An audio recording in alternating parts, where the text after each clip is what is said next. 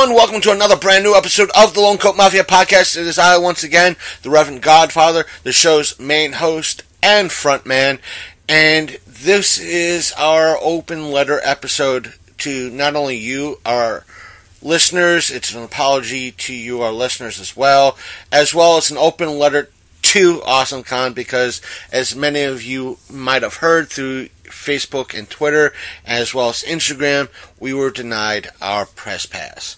And after this little bit of an introduction, the audio is going to switch to Skype, because when I sat down to record the apology to you guys and gals, our listeners, and the open letter, Big Candy, in being the responsible kind of co-host, and I thank him for that, wanted to chime in a little bit and hear the apology firsthand and kind of put in his 2 cents and make sure I didn't go too far over the deep end.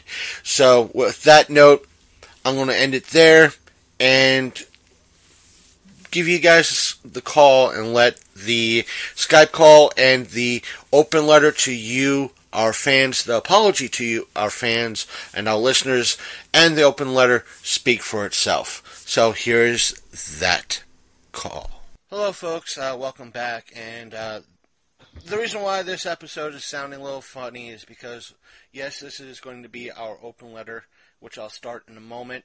The reason why it sounds a little bit funny, like it's on a Skype call, that's because it is, and Big Candy is here with me, just in case things get too depressing and too down, because for you guys, let me just say this. This is an open letter to you guys, and gals, our fans, our listeners, our followers, as well as an open letter to AwesomeCon.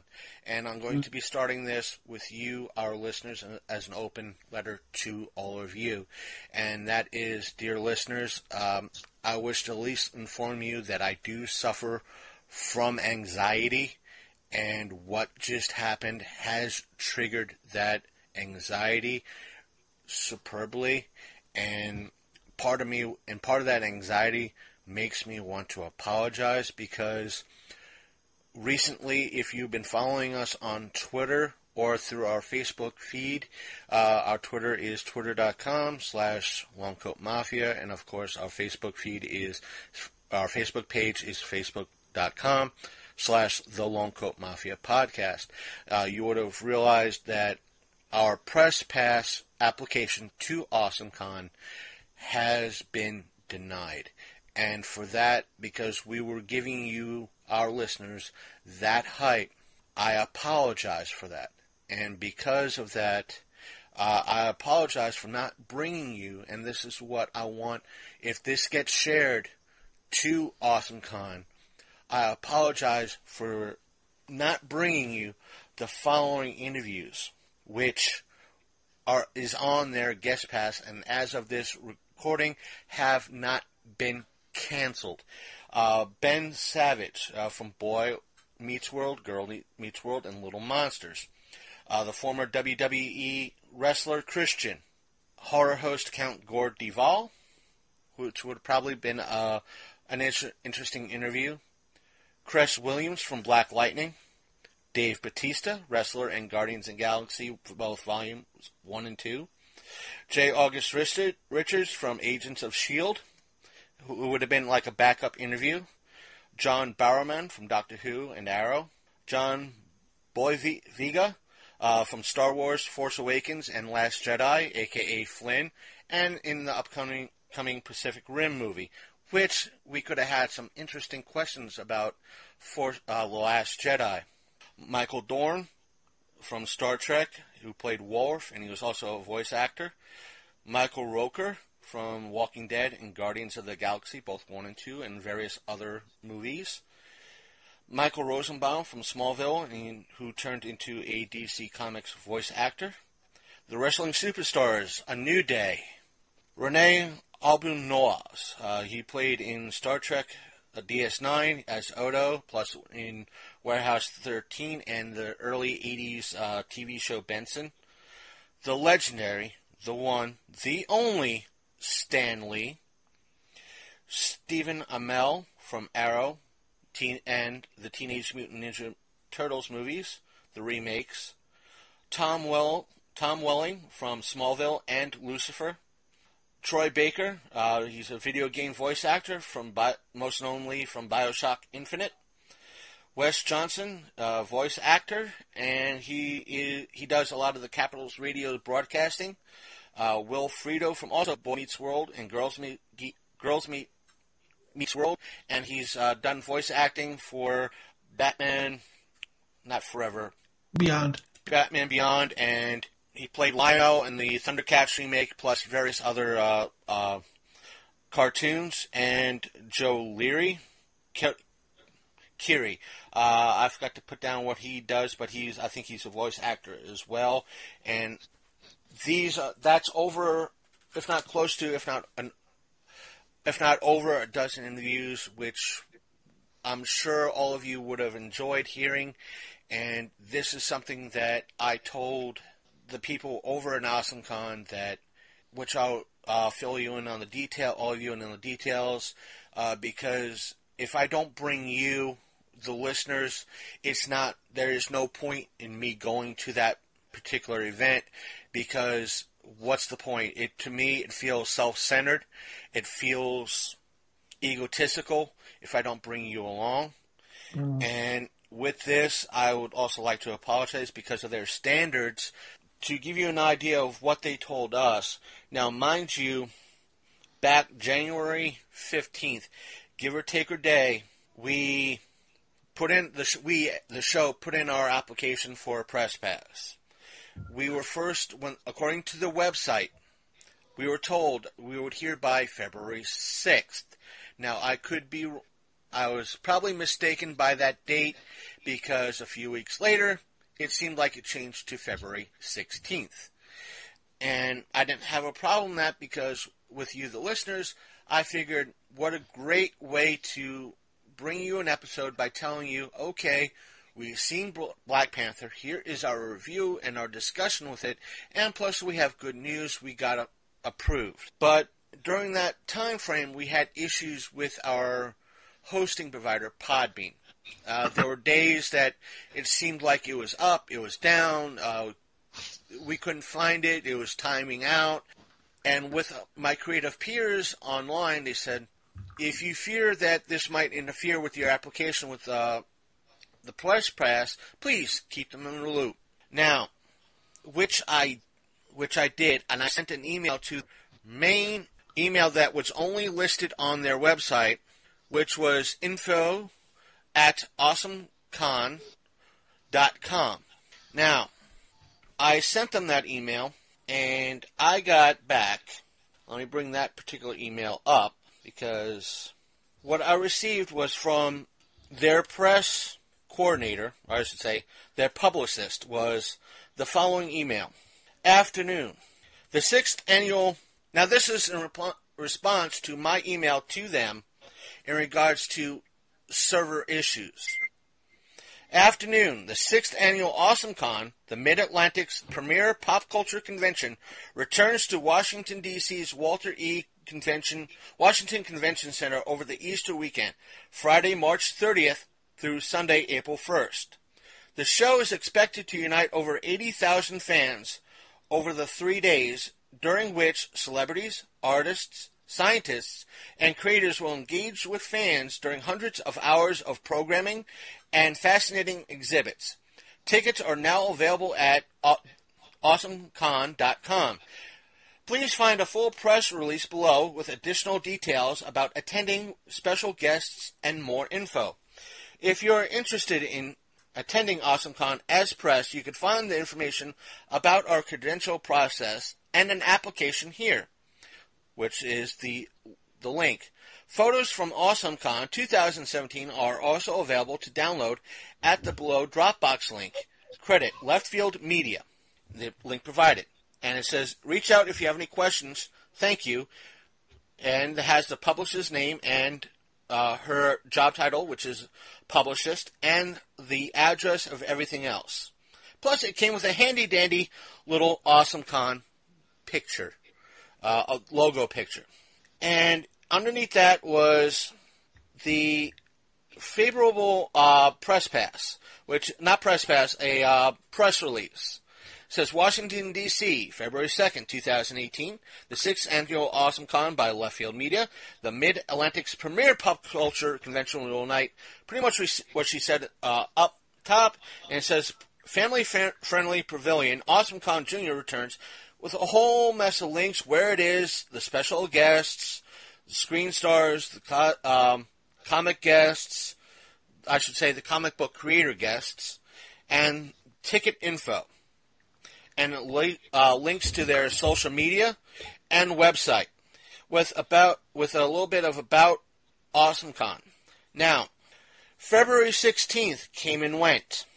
I did not hear anything from the publicist or anyone from AwesomeCon regarding our press pass application. So, on February 17th, I sent an email to the publicist with a email sent to the link, or I should say the email provided on the website.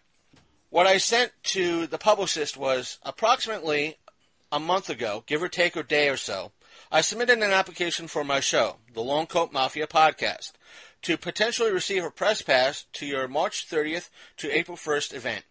According to your website, our show, should have received word by yesterday, February 18th, whether we were approved or not, as was just wondering why. That's not the only reason why I'm emailing you. Several weeks ago, my show's hosting service, Podbean.com, was having stability issues and causing concerns to both creators like myself and listeners alike. So with advice from my fellow podcast creators stating I should keep you, AwesomeCon, in the loop, thus using the only email listed on your website, i.e. info@awesomecons.com, I did so. Yet to only receive an email from you that was just a press release, and that if my show, was interested in coming as press, I should apply, which I did roughly as stated 2 weeks prior. Now, if there was a website glitch and my application did not go through, why wasn't I properly notified in response to my email trying to keep your team in the loop? What is my next step? Do I reapply? Do I apologize to my listeners for not being able to get the 5+ interviews as I promised? I do look forward from hearing from you soon regards to this matter. And about 2 days later, that Tuesday, Monday or Tuesday, actually it was that Monday, I hear back from her, the publicist, saying, Dear Reverend, actually she used my real name, but I'm just covering up. Thanks very much for your AwesomeCon 2018 Press Pass application. We did receive it when you stated, and I apologize for the slight delay responding to you. Due to the volume of applications we receive, we are unable to accommodate your request. After review, we are unable to approve your application. Regarding your hosting platform stability issues, thank you for keeping us in the loop. I hope this was resolved without too much inconvenience. Please feel free to reach out to me if you have any questions or if I can provide further information about AwesomeCon. Should you be interested in attending as a fan, attendee tickets are available at, and she gives the link. Now, with this being said, I apologize to you, dear listeners, for not having the 5,000 plus listener base to be able to attend it, to be approved for AwesomeCon. I apologize for not having the 5,000 plus Facebook likes to attend AwesomeCon's acceptance. I apologize for not having the 5,000 plus Instagram followers that AwesomeCon requires to attend their event. I apologize for not having the 5,000 Twitter followers that AwesomeCon may require for us to attend their event. I apologize for being so financially poor that I do not have the $10,000 to properly advertise our podcast at the local theater and a local regional magazine to be featured at AwesomeCon to attend as press. I apologize that our local radio stations will not touch the show because of our name. I apologize that many people stand back and ignore us because of who we are and what our show stands for. That we consider you, our dear listener, a part of us, and we treat that you, dear listener, if you too have anxiety or whatever, no matter who you are, you're a part of our group, our family, our mafia. We do not use what is the current term or current phrase being going around YouTube and several Facebook areas that is considered family. Yes, you guys and gals are family, but we do not want to use that term. You're part of our group. You're a part of our gang. You're a part of our mafia. You are our family. And if AwesomeCon does not wish to choose to see us as this, and ignores our little ragtag between 20 to 30 plus listeners a week, it is disgusting and to me unfair. AwesomeCon, if you are listening, this goes out to you. We do recommend that you do look at your Press Pass application overview and please change it. For example, before we read yours on air, AwesomeCon, let me read you ouThe's. Now, their registration for Press Pass has closed for their Las Vegas event. But last year, they approved us, a ragtag, small, West Virginia Panhandle podcast with fewer than 100 per week listener episode base to go to their show. A show, ouTheCon, which we have bashed in the past. They extended the olive branch to our little show to welcome us and to show how a big show has done things and will continue to do things. This is no way an attack on Matt Burns and his organization, For State, because he has treated us with open arms, and after announcing our Press Pass denial from you, AwesomeCon, has extended warm welcomes to us to his event in March and other events down the road. This is how a promoter should be doing things, unlike your organization. Now, back to ouTheCon's press release. One of their main qualifications last year was any show, such as ours, has to be at least 2 years old, which we were at the time. Now, their application for Press Pass credentials states as follows. To receive Press Pass credentials, this is from their website, ouTheCon. To receive Press Pass credentials to cover ouTheCon, applications must first pass a screening process based on information about planned coverage, examples of previous ouTheCon coverage, or coverage of similar events, a valid Press Pass, if applicable, and photo ID, and other information as requested by ouTheCon press relations staff. Pretty much, they're telling if you get approved, you got to prove who you are so no one else can get that pass. Applications should keep in mind that just because a given reporter or organization was approved in a prior year does not guarantee credentials for the current year. ouTheCon does not provide Press Pass to cosplay photographers or online photo galleries. Now keep that in mind. Each approved organization will receive up to 2 complimentary press passes to attend the convention. Extra complimentary badges and press credentials will be provided only to those applicants that can provide demonstrated need for more. All Press Pass comped must be obtained through press relation process. Press access will not be given to any individuals who are not approved for a comped Press Pass.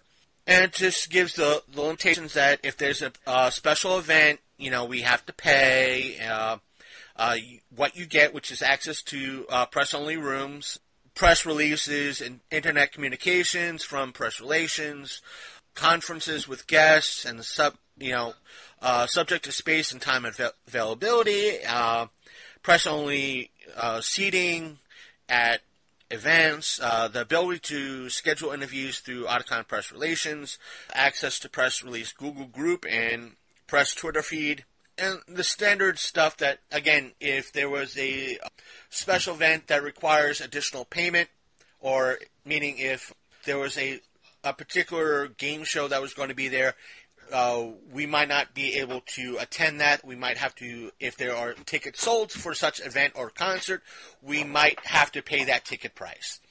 Right. Which personally, I don't mind that sort of thing. That's, for the most part, me personally, I don't mind that. Now let's get back to yours, Awesome Con. But first, I am going to take a quick drink because my throat is getting sore. I'm sure. While he's doing that, hi folks. Now, before I get into your qualifications, Otacon, you have to imagine what we do know at the show. I've spoken to various creators who have applied to your organization. I am not sure of their numbers in regards to Facebook likes, Instagram followers, etc., or their listener base, meaning how many listens they get on a per weekend basis. Now, think about how many people like myself who suffer from severe anxiety at times that also might suffer from depression as well. Before I go on, you, AwesomeCon, have put my anxiety into overdrive to the point that I do not want to do this anymore. That's how bad I feel thanks to your organization. That you put me so deep into everything that I do not want to do a podcast anymore. Out of fear of denial. Out of, if I put in for another event like Otacon, like a Wizard World, if I ever go to a Wizard World close enough, or a Baltimore Comic-Con if I'm able to get to one, that I will not be able to get approval. Now, I will share with you listeners the various application process stipulations for both Wizard World and Baltimore in just a moment. Because, again, AwesomeCon, it's how I feel. I do not want to do this. It's not you, AwesomeCon, is making this not right. Because what I hear is you're not good enough, you're not big enough, you're not cool enough, you do not belong as a journalist in any way, shape, or form. You do not care about your listeners. We do not care about you. Why should you go on? And there's that small little whisper, go die. Yes, I said that, which is heartfelt and sad that your denial has said that to a creator. Someone who is doing this to overcome his anxiety. To bring people who cannot go to your show in some way, shape, or form. Now, that being said, let's go down by your press pass application, which as for right now is still up. AwesomeCon welcomes press outlets from Washington, D.C. and around the world, and we are happy to provide approved members of the media with complimentary press passes. Before you apply, please understand, your press pass has rules. Your press pass allows complimentary access during all public hours. Your press pass does not allow early access or special access. Your press pass does not allow you to cut lines. Your press pass does not guarantee you seats. Your press pass does not guarantee you autographs or free autographs from guests. Everyone attending AwesomeCon as press must follow all AwesomeCon policies, including our anti-harassment rules, which we get and understand, which we would follow. Press pass are for journalists, which, according to you, AwesomeCon, you do not think podcasters are such. Press registration is open to journalists making regular editorial contributions only. Editorial press includes writers, reporters, reviewers, producers, photographers, and cameramen who are attending specifically to cover AwesomeCon. Non-editorial personnel at media companies such as marketing and sales staff do not qualify press passes and will not be approved. We are reporters and we would have been covering your show as press, doing interviews, videos. So in essence, myself would have been doing interviews, videos as a cameraman, and taking photos as a cameraman. Legitimate outlets only. Press passes will not be approved for outlets created with the sole intent of obtaining free admission. If you're not a website that hasn't been updated in 6 months, a blog that exists only for your convention reviews, or a YouTube channel with 2 views, we are sorry, but you're not going to be approved. AwesomeCon checks every application that is submitted. AwesomeCon, we do not have a YouTube. We have a YouTube channel, though it is strictly for secondary entertainment purposes, meaning when we go to an event such as yours, if we do choose to go to an event such as yours in any time in the future, that's where all video of our journey to an event goes, as well as Facebook and other media outlets. All photos taken go to Instagram as well as Facebook. All of which have more than 1 view, more than 1 follower. Our Podbean following count is over 840 as of this recording. So therefore, your little updated 6 months, we update weekly, if not daily, depending on. Our podcast is uploaded weekly. Our Facebook page is updated weekly, if not daily. Same thing with our Instagram and our Twitter. Our Twitter has more than 200 likes, so does our Instagram, and both are growing steadily. Your next topic on their site is your press pass is yours. Press passes are non-transferable. You may not loan out or sell your press pass, and anyone conducting such behavior will have their press pass revoked and will be disqualified from press passes at future AwesomeCon events. That's if you allow creators like myself to events like yours. Apply once per organization. Please only have one member of your media outlet apply for badges. He or she can apply for your full team. This person should be your organization's main contact, and they will be responsible for picking up all your badges on site. Your press pass does not guarantee interviews. If you'd like to speak to an invited guest, please arrange this through our press team prior to the show, after your press passes have been approved. Interviews with talent cannot be guaranteed at the event. All our guests have approved schedules, and on-site requests are very difficult to fulfill. That's why we would have submitted the names we mentioned and apologized for in the earlier part of this show. We might not have expected all 12 plus people, but we would have loved to get all 12. I'm sure we would have gotten some like Ben Savage, Wilfredo, and a few others, but maybe not someone such as Stan Lee. Application. After reading this page, please click through the form which follows. Complete this form in its entirety. After AwesomeCon receives your application, our press team will respond within the dates listed below. Please understand that simply submitting does not guarantee a press pass. This is only after your full form is received, reviewed, and approved that a press pass will be issued. Incomplete applications will not be approved. Online press pass registration will close at 11:59 p.m. DC time, March 20th, 2018. Now, the first one that they have listed was January 10th, which is when their press pass initially opened up, to February 9th, which closed about 2 to 3 weeks ago. We would have heard by February 16th by our email, which we didn't, which means you are off your game, AwesomeCon. If you ignore smaller creators or anybody else who puts in an application in order to, we didn't hear, we're not going. Now, it says, their final little thing says, decisions are final. AwesomeCon reserves the right to approve or deny any application. This decision is final and cannot be appealed.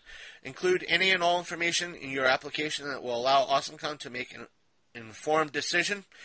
You will not be able to submit further information later on.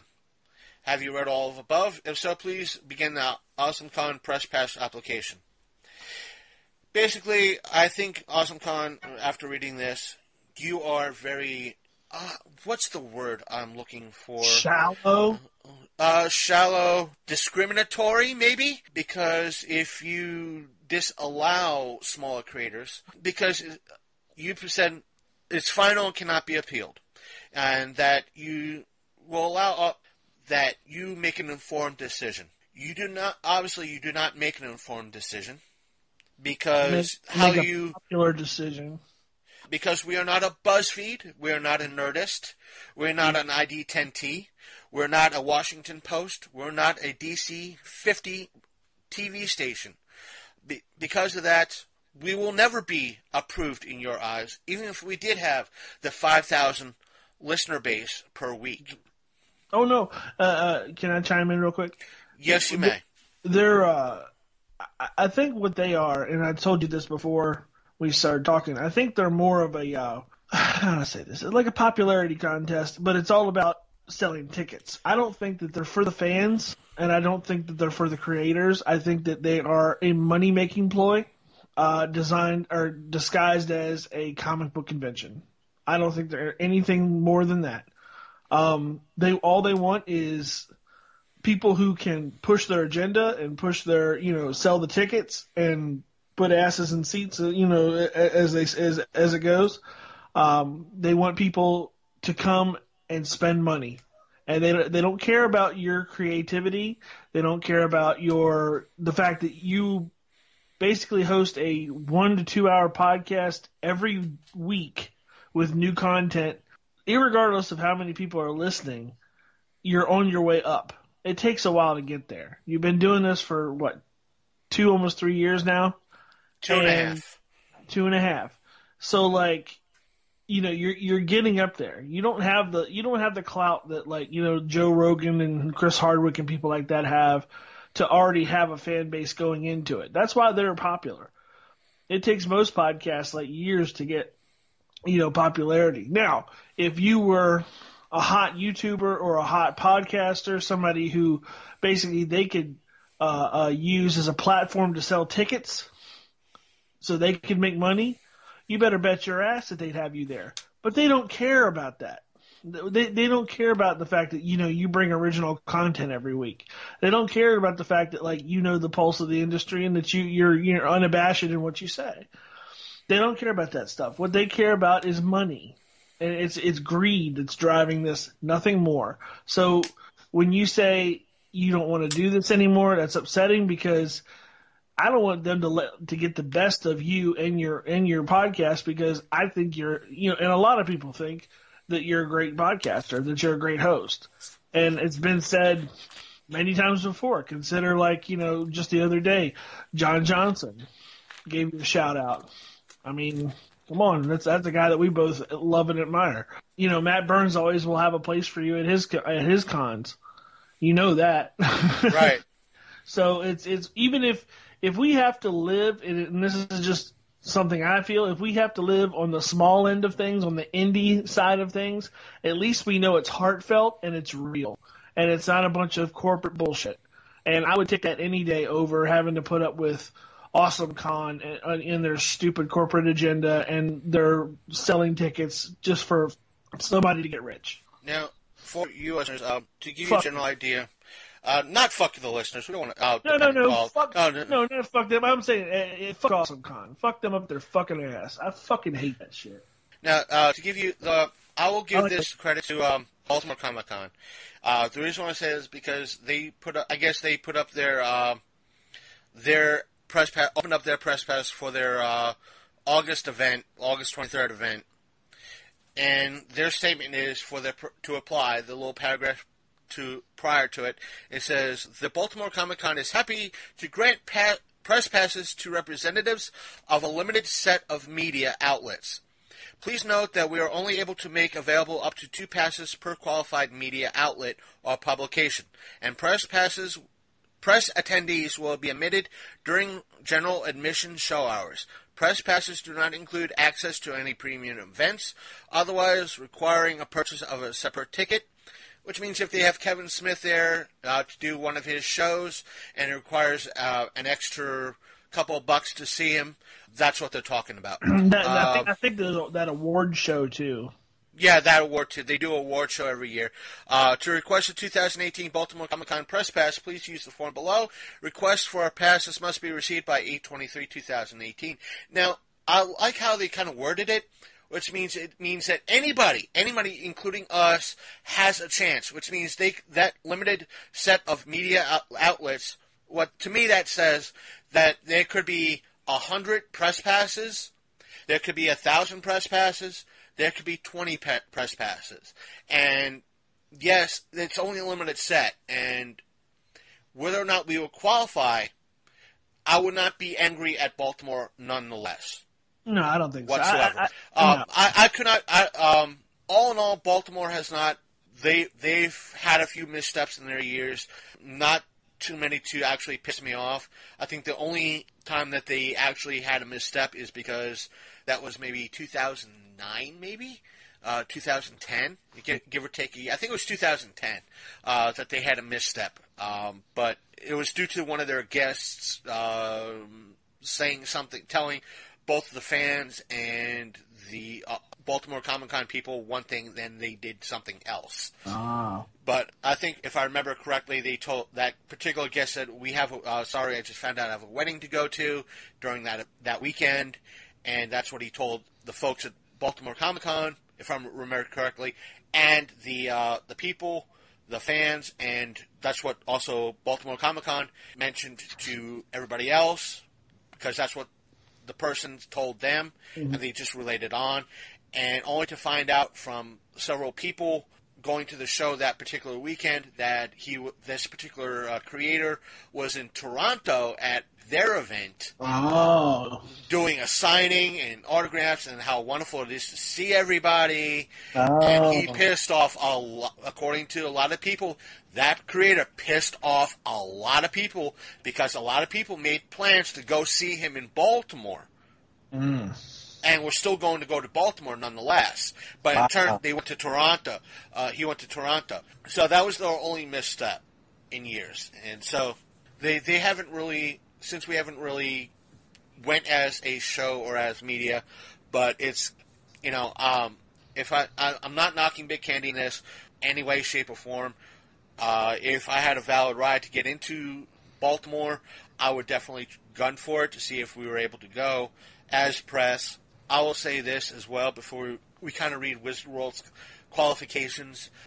AwesomeCon, you have literally in the past fucked up more times than anything else. Ain't that the truth? The 2 times I went in the past, you have to kind of critique your little one email from your publicist if this show ever gets back to you and your people.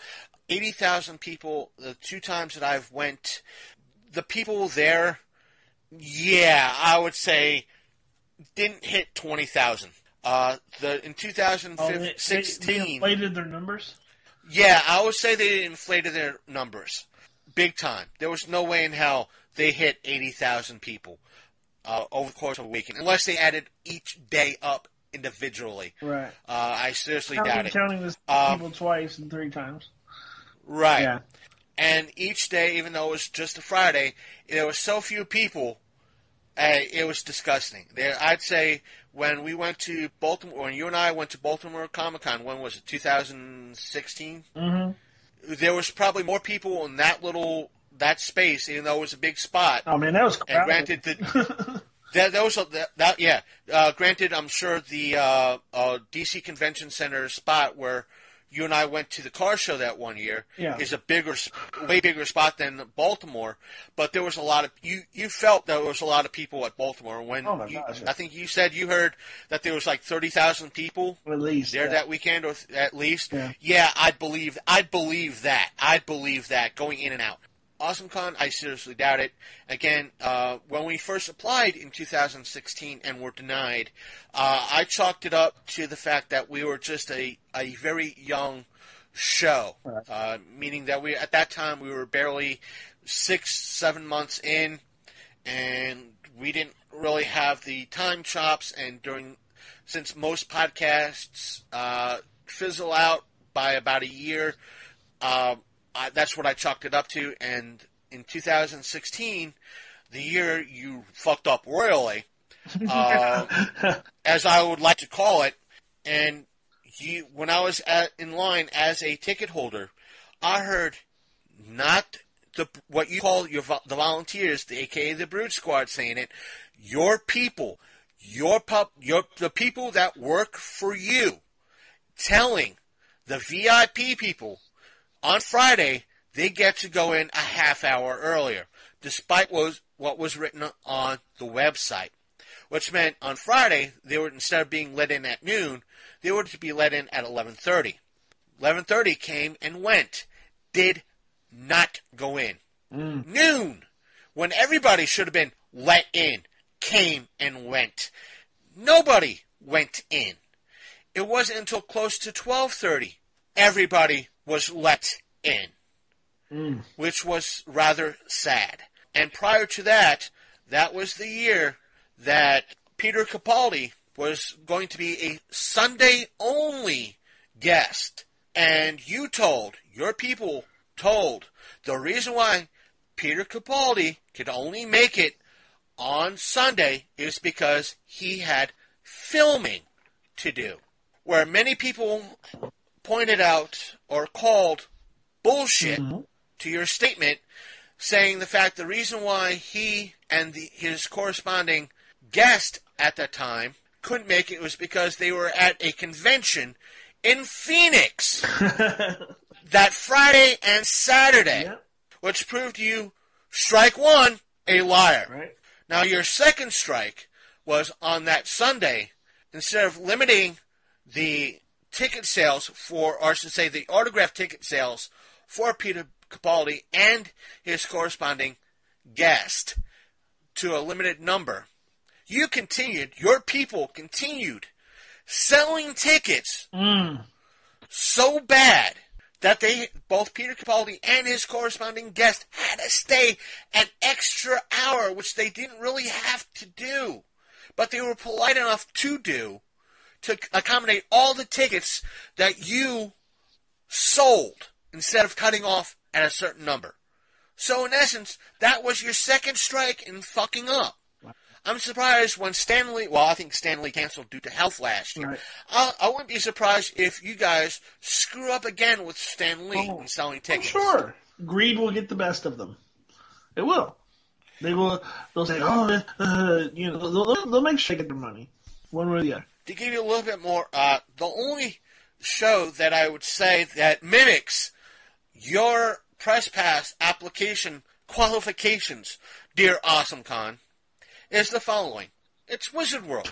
For their, in any way, shape, or form, a little bit, I'll get into it in a moment, is Wizard World for their Philly application. And their application states, in their qualification state, Wizard World Comic-Con Philadelphia, May 17th to the 20th, 2018, at the Philadelphia Convention Center, invites qualified working journalists to submit a registration request for a complimentary media pass that provides exhibit floor access during the event, that's open to the public, limited access to seminars and panels based on capacity, potential interview opportunities with Wizard World personnel and guests as directed through the Public Relations Office, which is standard across the board. Right.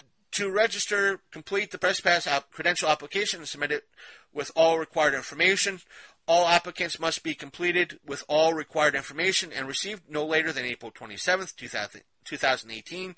To be considered, submit one form for each applicant from the outlet with unique email address for each, which is roughly standard in some cases.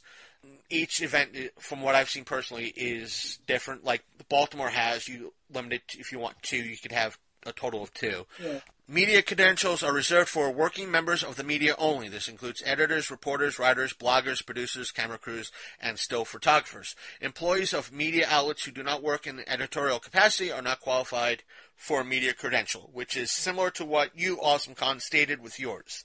Some of the criteria for acceptance include relevance to the genre, prior Wizard World coverage, Google rank, social media activity, followers, and audience circulation if applicable. This is where it sounds if you're not ranked which means, again, Wizard World sounds a lot like you, Awesome Con, and Wizard World is failing, if you haven't heard. In recent months, they're barely scraping by. They are, as a convention, barely scraping by. As of November last year, they were struggling to find money to keep going this far. Wow. They are, I think, in order to keep funds raking in, they started up, or rumored to have started up, reprinting their magazine. So, and in theirs, which means if we had the means to go to Philly, we would not be approved by Press Pass, by Wizard World for their Philadelphia event, because our Google rank would be too damn low. Our social media activity followers would be too damn low. Our audience circulation would be too damn low. Just like how you see us. Our Google rank is too damn low. Our social media activity and followers is too damn low.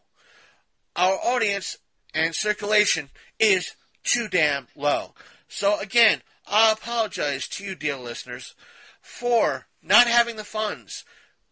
What I mean is, we have a magazine here in the West Virginia Panhandle called The Panhandle.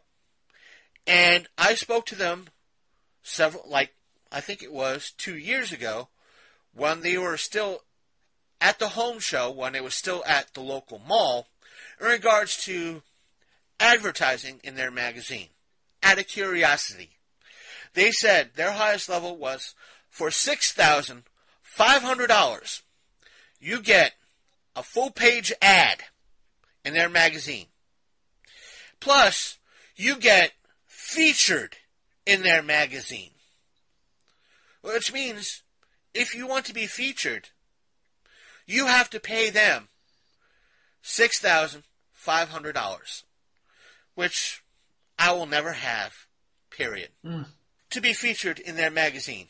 And to kind of say, ta-da, here we are. Right. And their reach goes as far as the state capital, if not the northern panhandle of West Virginia. So their reach is pretty dang far. Not to mention the remaining funds, which I think is probably way less, which is about another $2,500. If not a little bit less. I want to say $1,250. The $1,250 is for a 6-month spot, and the $2,500 is for a year spot, and that is to be advertised in the local theater prior to each movie screening. Again, that is something I could not do, because even with a tax influx of funds, I would have nowhere close to either one of those amounts to fulfill. Right. So, and there is still no way to actually know if that would influx a listenership for an event such as yours, AwesomeCon. But that is pretty much our open letter to both you, our listeners, and to AwesomeCon. And if any of you listeners do wish to send something to any of the people that we've mentioned, we will not stop you. I do not recommend bugging the hell out of them or annoying them or in any way, shape, or form. I'll tell you that right now. I will not tell you to do that, but I will not stop you from doing it. But I'm telling you, please do not bug these people. Do not verbally not the guests, because they have no control over who AwesomeCon approves or denies. Please be kind to those people, but if you do reach out to those people, you can tell them that a small show out of West Virginia Panhandle does want to speak to you guys in regards to what they do and what they're currently doing, what they have coming out, and so forth and so on. I doubt it will help, but do not speak ill will of these people. All of these people have done great work, and we have no issues with any of these people. I've met Wilfredo in the past. He is such an awesome dude. I can't speak of any of the other people because I've seen John Bowerman from afar, and he seemed like a great and wonderful person. He seemed so fan friendly. I'm upset I didn't get a chance to meet him the few years that he was there.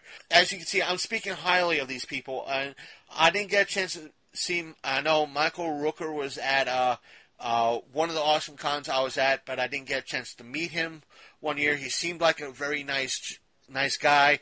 I've heard he's been a nice guy, so I cannot say anything bad about any of these people. He's insanely nice and extremely funny. So there you have it. So I'm not saying, if you reach out to these folks, just let them know that we would love to interview them and have them on to their show. And if they wish to contact us in reference to how to get a hold of them for an interview, you're allowed to do so.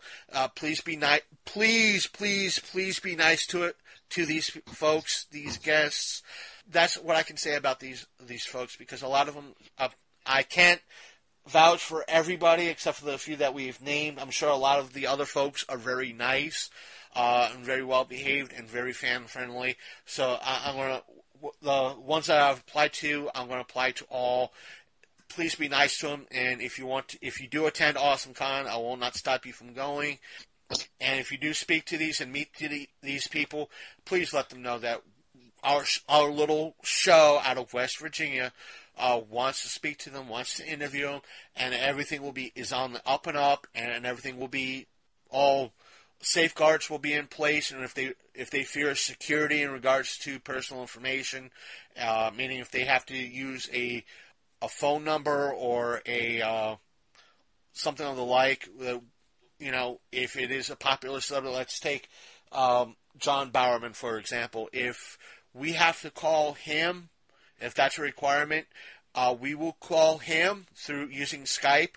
But as soon as the call is done, we lose the number.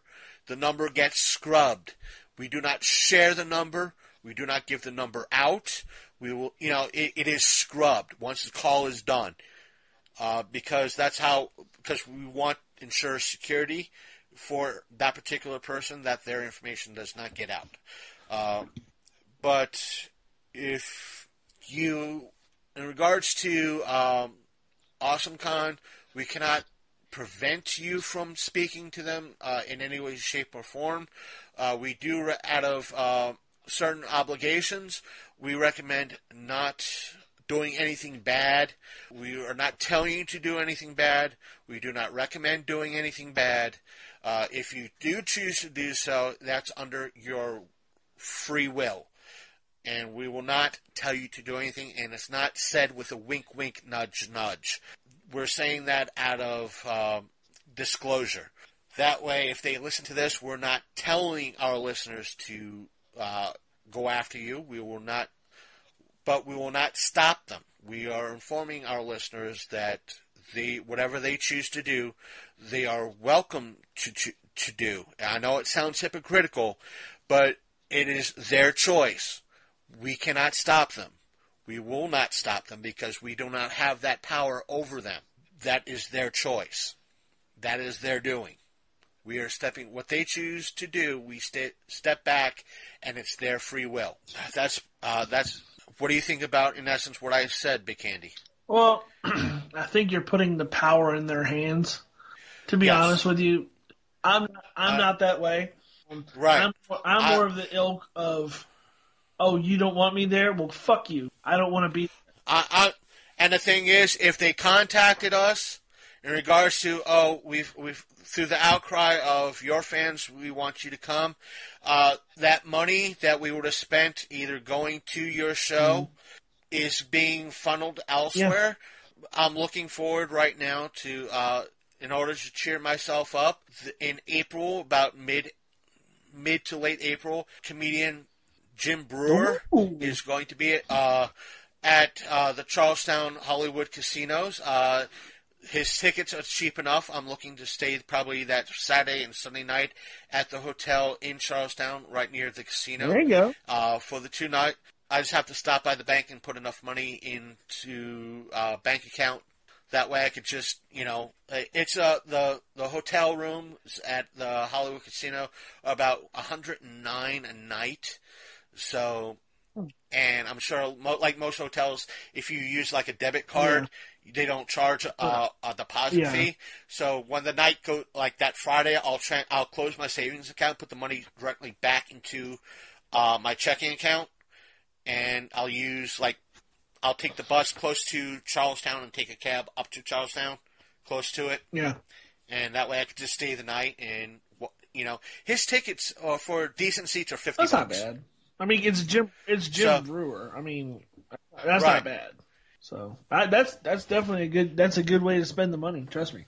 And don't forget. Granted, our show, I'm not going to promise any interviews. I'll try to contact to see if I could get one. But this time, there's no guarantees. There's no way in hell. I've tried contacting various other comedians who've come through this way to the Hollywood Casino. I have not heard back. Right. But from their management agencies, apparently we're too small. But but then again, who knows? I'll put in, but there is no guarantee. I doubt we'll get an audience with Mr. Brewer if we do choose to go. This is just optional. It's a choice for me out there right now, and it's something more in likelihood I would do. But also, I want to tackle something. Go ahead. I think that AwesomeCon is blindsided by their own greed, as I've said before. So much so that I think that they don't understand how the internet works and how modern social media works anyway. What if you were to cause what is known as a viral moment? What if your presence... You mean this episode goes viral? Yeah, well, this, or like if you were there.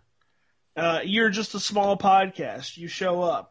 You interview, guest X. Guest X reveals something that has never been revealed before to anybody else. It goes viral. It gets 1 million hits. Next thing you know, they're knocking on your door. You know what I'm saying? Like, hey, we were glad to have approved your press pass because we always knew you could do it. You would probably get a message like that. But it's one of those things where they don't understand that somebody in this day and age, with all there is with technology and social media, you can make it just like that. You can make it overnight. You can hit something and get something viral, and the next thing you know, you're trending everywhere. Right. So, to deny the small guy his chance is really like selfish of them. I don't think that their intentions in any of this are good or wholesome or fun. I don't like. Somebody told me before that the place there's no fun. Like you go and it's very just busy and like aggravating. And I know that we kind of like blow like Baltimore Comic Con's dick all the time, but it's one of those things where like honestly, that being my first con and the best con that I've been to by far, year after year. There's an air of fun when you go. Let me add a little bit of Monster Mania. That Monster Mania because Monster Mania to me is like real close knit. You know what I'm saying? Everybody that's involved with it is like they know each other kind of thing. And like when you go in the rooms and stuff, it feels like there's a vibe there where everybody gets along. And let me just add this little postscript. Again, AwesomeCon. We looked forward to... There were several people who listened to our show who were going to your show, AwesomeCon, and were looking forward to meeting us at your show if we got press. And now they are utterly disappointed that we cannot go to your event, even though they kind of offered to pay tickets to your event. And I had to kindly turn them down in stating that, again, if we couldn't bring everybody else to the show and to meet them as well in a way of video, interviews, and everything else, we would not go. And we looked forward. I'm sure she would have been there as a cosplayer and as promoting something if she had a booth. That would have been Joe Colton. having a booth as probably the Girls of the Finest this year. I would have looked forward to meeting her. I would have looked forward to meeting a lot of the people we've met at match shows as cosplayers at your event. Now we will not be going to meet these folks, these kind, lovely folks, maybe getting interviews with some of these folks, doing a fan meetup. Again, we will not have been to your event using the aspect of a free pass, as you so kindly put it on your website, as a free pass.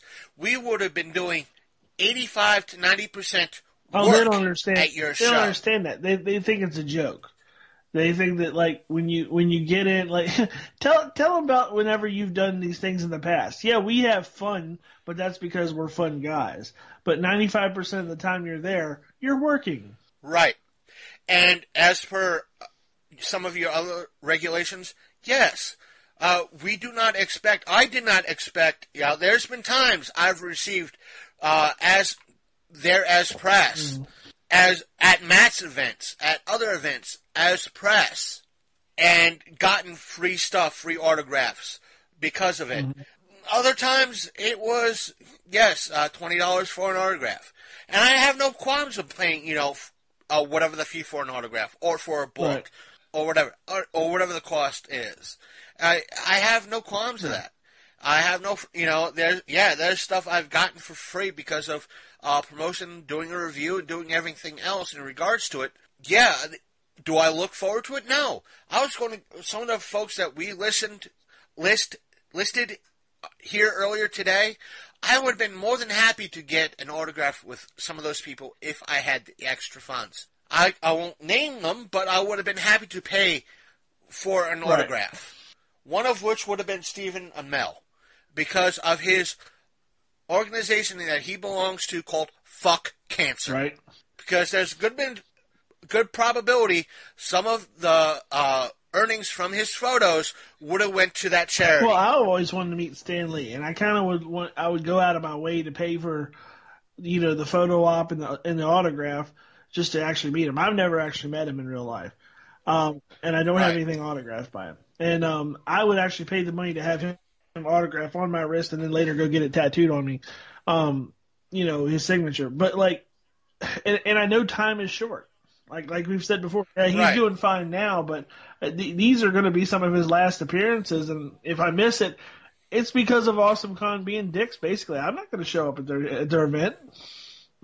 No way. And that says a lot, because considering I really, really want to meet Stan Lee, but I don't want to attend their event. I don't want to go anywhere near it. Now here's the thing, folks. For me to stay at the Marriott Hotel, which is right next to the Washington, D.C. Convention Center, it would have cost me about $400 to do so.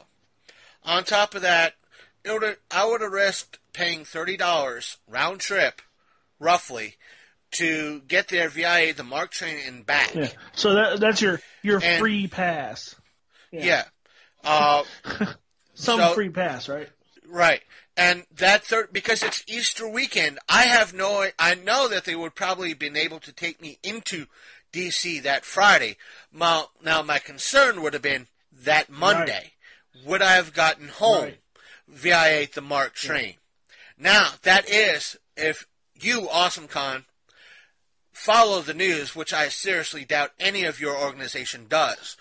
West Virginia right now has an issue, or I should say, the Maryland Department of Transportation has an issue with West Virginia right now.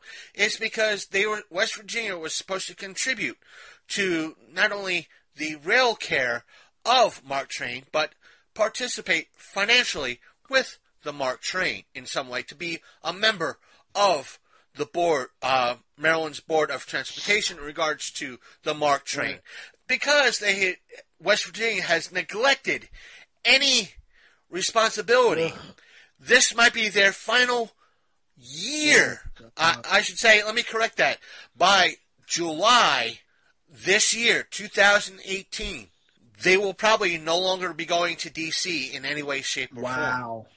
So that puts my press pass to Otakon in jeopardy if I so choose to go to Otacon as press, and if they are more than willing to accept us this year, which I hope they do. If they decide not to, I will not have any hard feelings against Otacon in reference to what they did to us last year in extending that olive branch to us last year, and that's what I consider it. And I am deeply grateful and happy that they allowed us to grow and learn at their event as they learned themselves at a new venue last year. And I'm looking at you, Otacon. Thank you. I cannot thank you enough for last year. Even though we only gave a review last year, if we are able to go this year, I promise to do more than just give a simple review and coverage of your show. I hope to God I am able to do more. I look forward to it. So I'm willing to say that my views have changed with Otacon because of that olive branch and what you've done for our show last year. So again, thank you. Now, AwesomeCon, look how our views have changed between prior to 2017 Otacon to after 2017 Otacon. Prior to 2017, we were openly bashing. Yeah. We had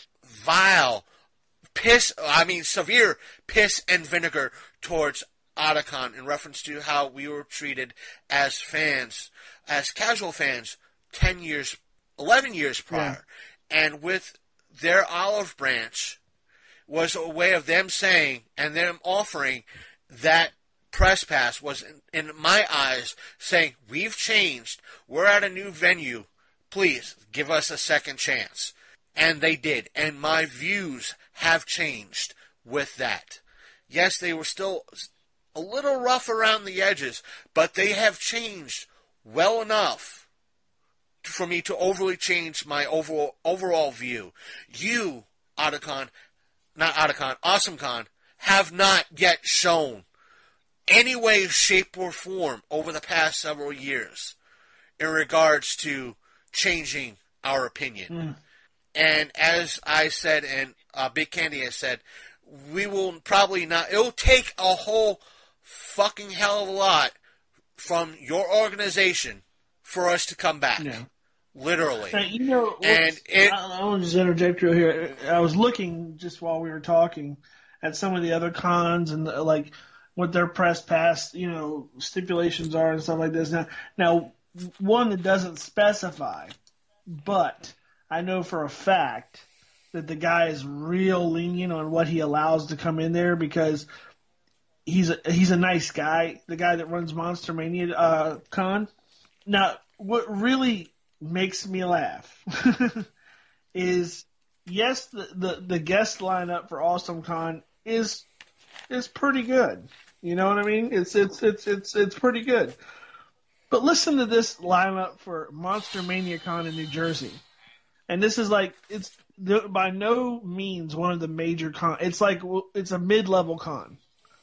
They have Tim Curry, John Carpenter, the kids from It, 5 of them, Richard Dreyfuss, Randy Quaid, Paul Rubens, Pee Wee Herman, Kathleen Turner, right?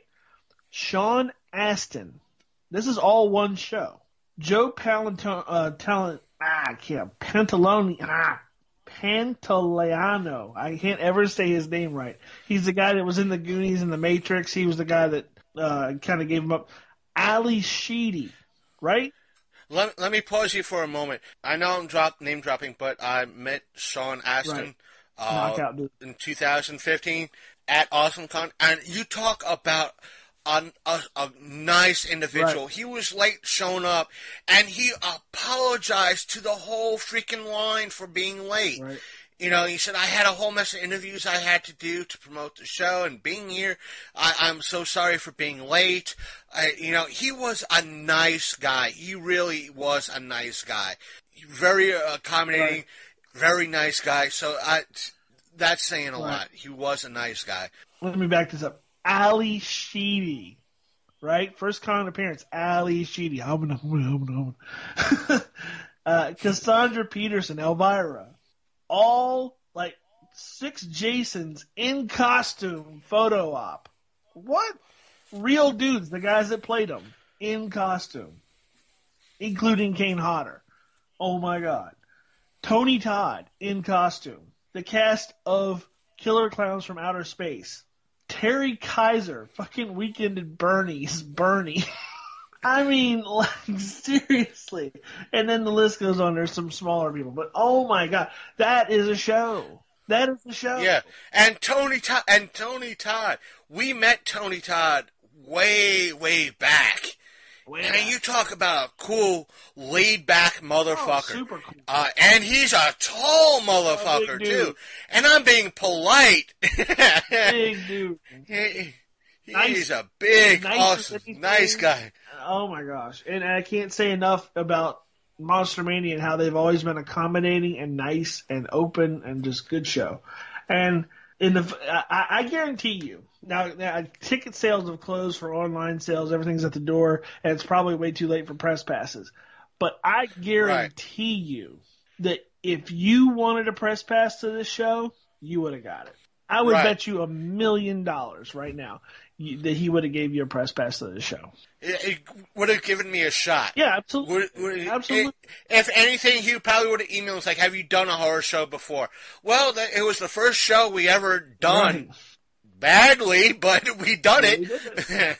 We walked away learning a lot of new stuff. And, oh my gosh, that's true. And you know what? And I would chalk this what Awesome Con did, and I know it sucks, but I would chalk it up as just another learning experience. Know who your enemy is. Know who's real in this industry. Know who is just out for the money, and who actually wants to bring you up with them. Like Matt Burns. Matt Burns will always have Matt Burns, motherfucker. Yeah. That mother. I mean that, Matt. If you're listening, I mean that in the nicest way. He was, when I announced it on my personal Facebook page. Again, as you heard in our open letter, folks, he was the first motherfucker to offer up. You're still welcome at our show. Boom. And he wants to bring you up with him. He wants to bring you up alongside, not. Well, you're not good enough. He's not looking down his nose at Long Coat Mafia podcast. He's looking at us as allies, as equals. And he was the first person to say, because we couldn't make it, because of waiting on the decision from the fuckers known as AwesomeCon, he understood that we were going for that brass ring. And he had no hard feelings, because he knows that if we don't try, right, that...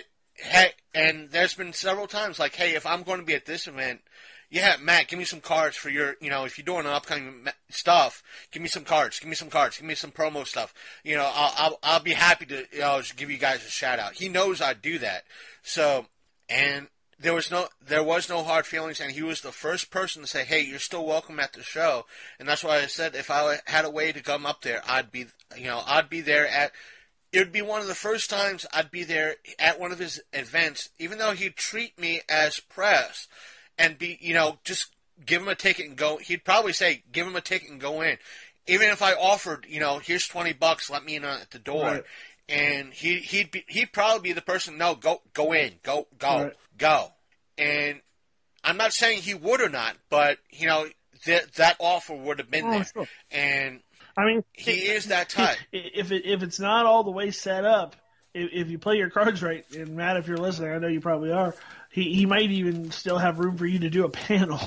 To be honest, you know how he is. Fuck it, it'd be you've done one for every one of his shows, like as of current show, like you've done one for every one he's had, so. Right, it's like even if it was like a Sunday thing, even if it was a Sunday thing, because you have no credentials, right? No official.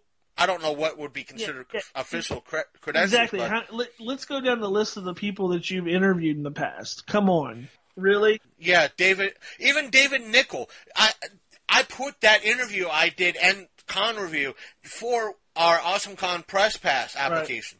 Right. David Nickel. Right. Arrow. Yeah. And who do they have a guest at AwesomeCon? Stephen Amell. Right. I'm like, really, motherfucker? Really? And the thing is, one of the people I put on for AutoCon last year was our Michelle Knox interview, who played Jessie in Pokemon. Right. And whether or not that was official or not, but it was anime related. Right.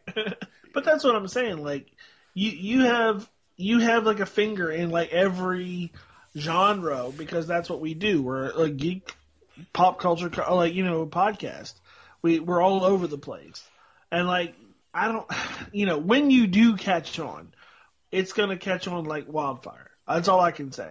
And when you finally turn that corner and you get that 1,000th listener and you get that 2,000 and 5,000 and all of a sudden you're like 250 K, people will start to get it. And they'll be like, oh my gosh, I should have been listening to this from the get-go. They can go back and listen to the whole library if they want to. But right. But I want to give a shout out to Geek World Order. I think it's run just by Randy. I'm not going to give his last name because I'm not going to put him out on full blast. I will put out Geek World Order. It's Geek World, folks. Look up the website geekworldorder.com.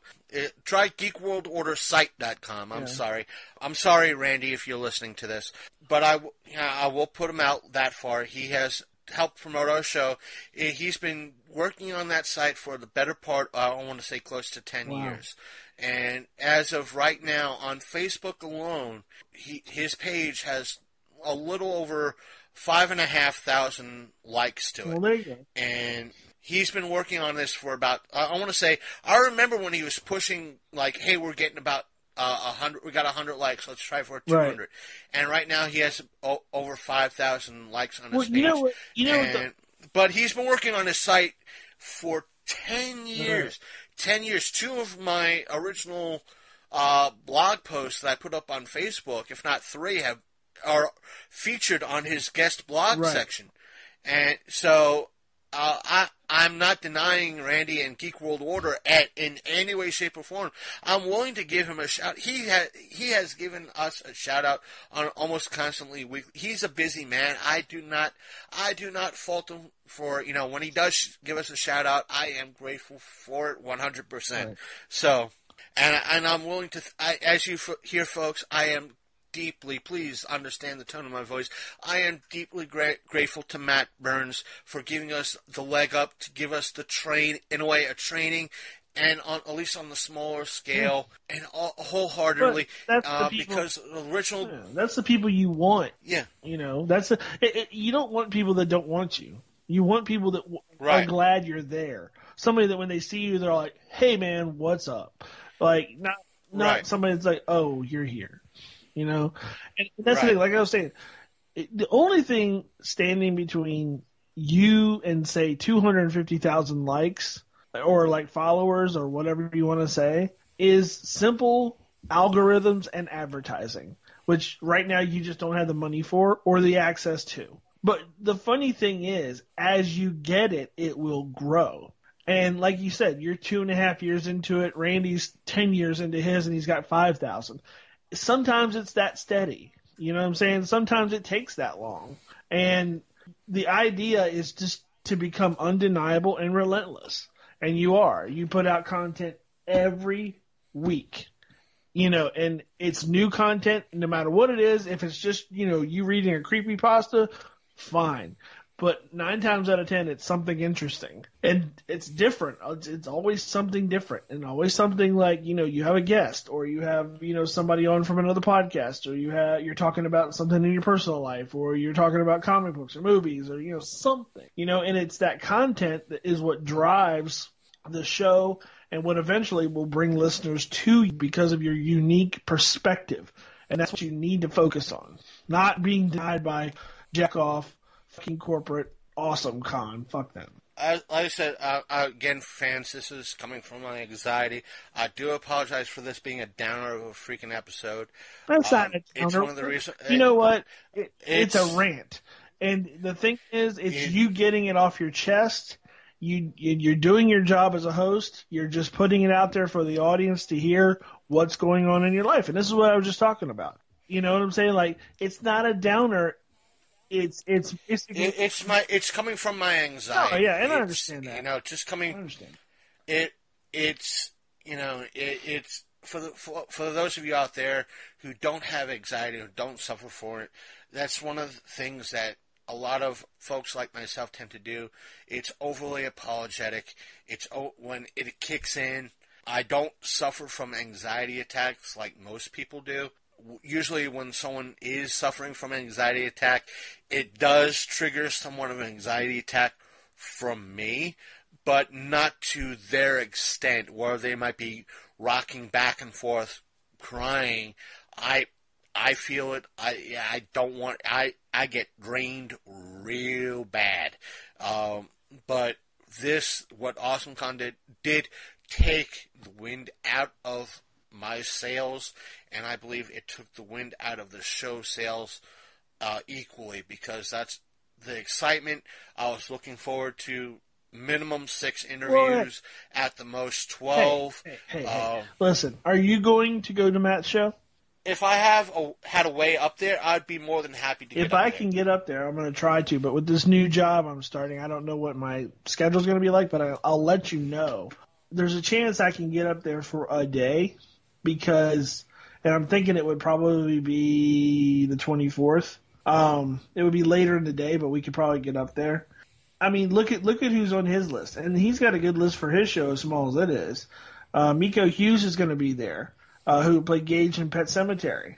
I mean, that's pretty cool. Wes Craven's New Nightmare, other movies like that. Ricky Simmons, who was Gurr on Invader Zim. Fred Williamson, that'd be a great interview. He was in a lot of stuff. And Al Snow. And I know that you're not the best wrestling fan in the world, and I remember your Snitsky interview was rough. But I think Al Snow, if you could get him as an interview, he would be a good interview. He's a little intimidating, from what I've seen with other interviewers. But if you know somebody that can talk the talk and walk the walk, I think he would be cool. I mean, there's a whole lot of other people, a lot of cosplayers and stuff. And I think it would be a general good time, and it'd be something for you to do. It would be cathartic because it would be something where you're welcome. You know right. What I'm saying? I think that it would be a good show for you to do. There's also, like we mentioned in the pre-show, and I didn't know anything about it. There's the Baltimore Comic-Con Spring Fling.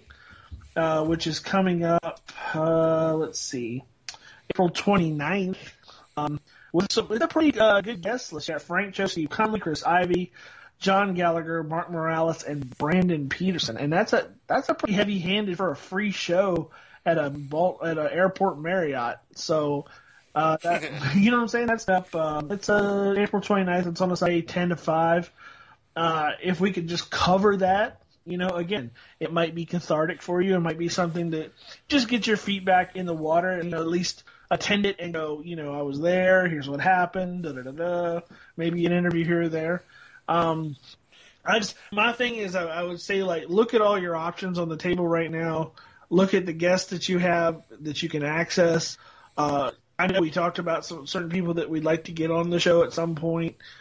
Even in studio, even if it's on Skype. I understand that you don't want to always do Skype, but even if you could get them on the show, I think you said you wanted to get that the weird Satanist guy from the internet. I think that would be. I don't know why. I think I'd have just to have him rant and rave. He's an interesting cat. I think that would be a really fun get if you could get him. Just to talk for a half an hour, dude, just talk. Onyx, the fortuitous. Oh yeah, he'd be a trip. But I think you should look into just more guests, more fun. Don't let this drag you down. I know the anxiety thing is a real bummer, and I feel for you, buddy. I understand, but you got to not let this knock you off your feet. It's just awesome. Who are they? Fuck them. They're nobody. They're not going to be around. I guarantee they won't be around like Baltimore Comic-Con's around. They won't be there in 10 years. Right. They will have, when the Marvel movies dry up and like the pop culture is not what it was. Guess who's still going to be there? The fan-friendly, fun show that Baltimore Comic-Con is. They're going to always be there. Awesome Con, well, they will lose their numbers in attendance. Mark my words, and AutoCon will be huge because, like we talked about on one show, I think anime culture is going to start taking over again, and Comic-Con culture is going to, or comic book culture is going to kind of go to the wayside once these Marvel movies dry up. And I think it's going to change. I think it's going to change. And you won't see Awesome Con anymore. They'll go bankrupt, and then they'll be begging for you to come by. So, right. It's like I said, it's just tough, and almost in a way, I know there's a chance. I know it sounds like, again, as Big Candy said, sucking Baltimore's dick, but to me, even now, it seems like the only way we would have gotten in or a chance to interview anybody in regards to AwesomeCon, we would have been spending anywhere from $300 on up for a table in Artist's Alley at AwesomeCon. Well, I mean, which I would not have the money to do anyway. The whole thing, like you read on the thing, you said you're not guaranteed interviews. What that means basically is unless you are person X, you're not going to get interviews, because they're not going to let you near those people. You would have to have somebody in like a PR firm kind of relationship with the show to negotiate an interview, because odds are, like, some places they'll do like an interview room. So what they'll have, and I've heard of this before, like they'll have a person there and they'll just have different media outlets come in and do 5 minutes. And it's really exhausting for the person who's being interviewed, and it's because they get tired of answering the same question over and over and over and over again, and that's a bad thing. Because that's the only time that if it's 5 minutes, that's the only about, as someone in my spot, yeah, that's the only amount of time that you have with that person, so you got to stick to the fucking repetitive basics. Which is the, what are you doing now? What's it about? Do you like fried chicken? And that's it. You can't really all right, how does it feel to be this, and what do you expect to be in regards to... Well, you can't speak to them like you would a person. Like when you do your interviews, a lot of times, you have some questions, but then sometimes when you run out of questions, you just start talking to them like a person, aka like a Joe Rogan, where it's just two people sitting down and having a talk. And people seem to like that a lot better. Like rattling off questions at somebody, it's kind of old school, you know what I'm saying? The best way to interview people, especially in a podcast forum, is to just have them relax and just talk. Just welcome to the podcast. Like, you're famous for this, da da da da. And you can take notes from, there's a lot of people that do really great interviews that ask questions, but they don't come off like interview questions. Like the guy on First We Feast that does the Hot Wings show, he's one of the greatest interviewers I've ever seen. Sean Evans. Watch him sometimes. People love going on that show, not just because it's like eating chicken wings as a challenge kind of thing while doing an interview. He actually asks really good questions. Then there's the guy Nardwar, the human serviette. He does amazing questions. He does his research, and he gets into the person and actually is a fan of the person when he's talking to them. There's great interviewers. Larry King is a great interviewer. He just rattles off questions. Why, this, that, who are you, da da da da. And it really gets to the person to open up. So those are the kinds of ways that you interview somebody. When it's just a 5 minute repetitive, what are you working on now? How do you feel about this? It just don't, and they've answered that question 60 times already. It's not very good. So AwesomeCon, I don't know how their interview schedule would be there. I don't know how they're doing interviews at that one, but in the past I've seen it's like that. It's just them in a room, and they just have a line of interviewers come in and just rattle off shit, and then the person gets really annoyed and leaves.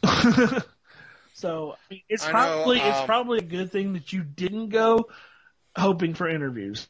I know with back when Slacker and the Man was up and running, the man was at with his kids a WWE house event, and he accidentally, it might have been accidentally on purpose, but from what I remember, it came off that it was completely accident.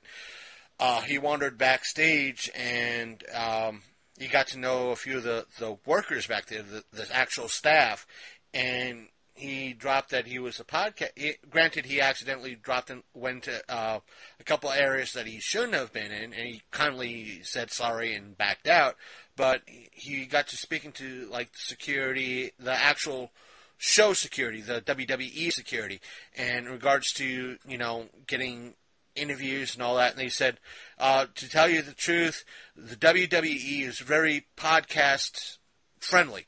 And he said, granted, you will not be able to get for most local talent, or most local podcasts, you won't get the top tier people, but you'll get the lower card and mid card folks. Not? Which, it's still, for me, it's like I don't think like a New Day is, I don't know if they're top tier or not, but it would have been easy to get, like with a New Day, because they're not really, I don't think they're top tier. They might be mid card. Well, but, I mean, it depends. Like they were carrying the brand with cereal and like shirts for a long time. Right. I don't think you're going to get a John Cena or a Sasha Banks or like a Charlotte or anything like that. I think you would probably get like a Tyson Kidd or like I don't know. I don't even know who's the lower dungeon. Maybe like what's that guy's name? The rock and roll Southern guy. I think I know. The red haired dude. I can't remember his name ever. He's funny. I got kids. Oh, what's his name? I can't remember. Yeah. It's been a while since you'd probably get guys like that. You know what I mean? Like I would say. But still, that's something. And you know what? Those guys have charisma, and they give great interviews. And that's the kind of people you want to talk to. Anyway, like, I mean, honestly, Al Snow. When I first heard that he was getting Al Snow, because I really wanted him to get Tommy Dreamer. But when I heard he was getting Al Snow, I was kind of like, Al Snow, he's a good worker, but I never really was like, does he talk? Because, like, anytime I've ever seen him, he was talking to that dummy head.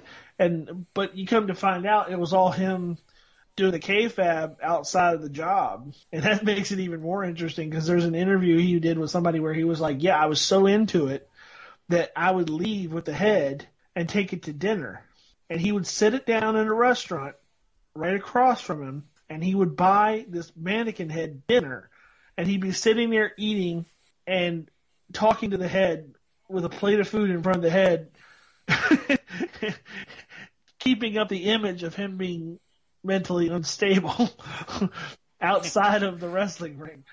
And I thought that was fantastic. And I was like, okay, so he's just really good at his damn job. And then I watched a lot of the videos online of him talking and doing a lot of the teaching the young guys and the guys coming up in the biz the ins and outs and what is this and what all the different terms and stuff. And he's really smart with the business. He's one of those guys that like he just knows the business. He knows like what his role is. He knows like how it works. And like I think that's, to me, like that stuff's really interesting being a fan. Like you grow up being a fan, but then like when you see the other side, it's really neat to see like how they do their job, and he really does it well. He'd be a great get, for somebody to talk about wrestling with. He'd be a fantastic get, I know. Byrne, the comedian, listens to the show a lot. Even though, folks, he was also a guest on our show, he gave us one of the funniest gifts. Oh yeah, ever, yeah. Ever. I do recommend to check it out. It was a couple of months ago. We're supposed to play a game. He's the kind of person. I'll say this. Byrne is type of person, if I saw him at a local house show in the area, he'd be the person to introduce us, at least me, around to a lot of the local wrestlers. A lot of, I'm not saying he would. I'm not. I'm not holding him to any obligation whatsoever. He came off as a person that if I went to an event and he saw me there, he'd be the first person, most likely the first person to say, "Hey, Rev, let me introduce you around. Let me have you introduced to the guys, that sort of thing." That's the impression I got from him. And if he ever wants to be back on the show, he's more than welcome to talk about order. So, yeah. I just wanted to put that out there. That's how Byrne came off with regards to that. Yeah. So it's. But yeah, I just don't. I know it's just words, but don't let those bums get you down over at AwesomeCon. Don't. You've got a lot of potential as far as like stuff to look forward to with the podcast, guests, friends, people that we know, people that I can get you people like to do shows if you ever run dry. I got like a list of people that would love to come on and do stuff. You're just gonna grow from here, and you got to look at this, like I said, like a learning experience. Like, hey, I put in my app, I went for that brass ring, I got denied. My only choice: get bigger, show these people that I'm nobody to mess with. Get bigger, get invited to some other convention. You know what I'm saying? Then they'll be like knocking on your door. Well, hey, would you? Nope. I remember what you said to me when I was starting out. Fuck you. And then it's one of those things. The best revenge, and this goes for a lot of things in life, is success. Is throwing it back into the face of people who said that you could not do it. And that's one of those. It's very gratifying too. And that makes me want to figure if we ever do get big, try once again for the fuckers at AwesomeCon to see if they say yes, and when they do, go, nah, I don't feel like it. It was just a goof. You guys wish I'd come. I say fuck 'em. Set your sights on things like Baltimore, Monster Mania, all of Matt's shows, anything Matt gets involved with. I mean, I don't want to get the cat out of the bag about one of his other shows, but yeah. I mean, here's another. I know folks, I know Matt's doing a horror show, or he has thoughts of doing a horror show again, June or July this year. There was also another one. There was another one in the bag. They asked questions about online. Should I say it? Because I don't want. I mean, No, nothing until it's. The reason why I bring up the horror shows is because that's mostly in out and about, okay. And that so until it's mostly confirmed, True. I don't want to mention anything since the horror show in regards to Matt is mostly confirmed. Right. I'll be more than happy to say, hey, stay tuned, folks, for further announcements whether or not Matt is actually doing that. Right. So at least for right now, if we're able to go to Matt's show for even as attendees, there is no promises in regards to what happens at Matt's event. If we are going, if we do go, we'll try to get try. There's no guarantees for it. We'll work something out with. I'm sure if we're there, even as ticket holders, we'll try to get something for you guys and gals. No guarantees for that. But there probably, if anything, if we do go, there's going to be at least some sort of video for it. If not on YouTube, which I still got to upload our Mountain Dew stuff, plus our usual stuff that's on YouTube.